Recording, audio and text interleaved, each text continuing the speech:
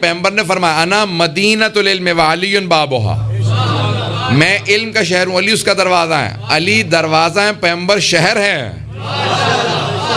پتہ نہیں بات واضح کر پا رہا ہوں؟ آج شہر سے متعلق پیش کرنا،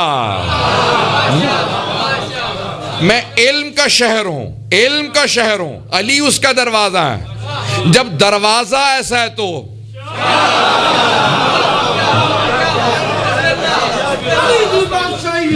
شہر کیسا ہوگا؟ یہ نہیں فرمایا اس شہر کی حدود کتنی ہے، یہ نہیں فرمایا علم کے شہر کی حدود کتنی ہے۔ اگر علم کی حدود نہیں ہے تو شہر کی حدود کیسے ہو سکتی ہیں؟ یہ پیغمبر اسلام علم کا شہر ہے۔ آئیے ذرا دوسری حدیث کو پیش کرتا ہوں۔ انا دار الحکمت وعلی بابھا، میں حکمت کا، دار الحکمت قلعہ ہوں، میں حکمت کا، دانائی کا قلعہ ہوں، علی اس کا دروازہ۔ عزیزان گرامی، جب آپ حکمت کے دروازے کو دیکھیں ایسا ہے تو شہر کیسا ہوگا؟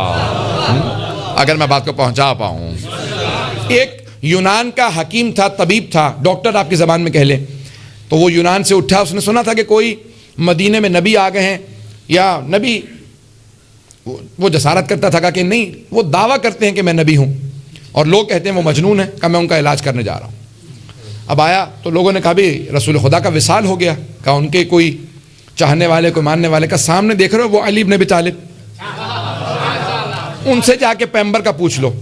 آیا، اس نے جا کے امیر المومنین کو دیکھا تو آنکھوں کو دیکھا اور پھر پنڈلیوں کو دیکھا، کہا کہ میں بہت بڑا طبیب ہوں، آپ کی آنکھوں میں دیکھ رہا ہوں کہ آپ سوتے نہیں ہیں، یہ ایک دوا ہے، آنکھوں میں ڈال لیجئے گا، آنکھیں سرخ رہتی ہیں، ٹھیک ہو جائیں گے۔ مولا مسکرانے لگے، کہا اور تو نے کیا دیکھا؟ کہا آپ کی پنڈلیوں کو دیکھا، آپ کھاتے زیادہ نہیں ہیں۔ پتہ نہیں توجہ ہے یا نہیں؟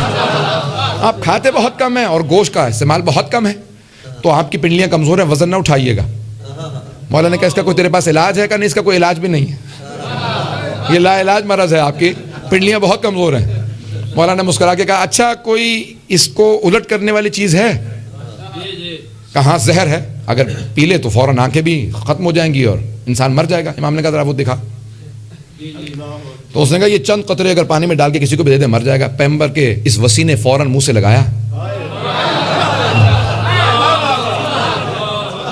اب وہ گھبرانے لگا کہ میں مسلمان میرے ہاتھوں مارا گیا، سارے مجھے جان سے مار دیں گے۔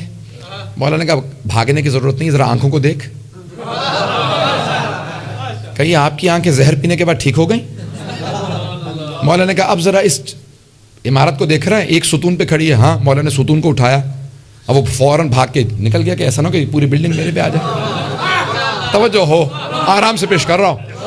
جیسی دور گیا تو مولا نے کہا اب ذرا پلٹ کے دیکھ، عمارت گر رہی ہے؟ کہا نہیں، یہ عمارت کیسے نہیں گری، آپ کی پنڈلیاں کیسے نہیں ٹوٹی؟ مولا نے کہا میں مظہر العجائب ہوں، تو پیغمبر کا علاج کرنے آیا تھا، میں تیرا علاج کر رہا ہوں۔ جب وسیع ایسا ہے تو نبی کیسا ہوگا؟ تو جناب امیر علیہ السلام نے کہا کہ سون، جب وسیع ایسا ہو تو سوچ پیغمبر کیسے ہوں گے۔ کہا وہ طبیب نفوس سے دنیا کا علاج کرنے آئے تھے، اپنا علاج کرانا ہو تو ان سے کرا یا ان کے وسیع سے کروا۔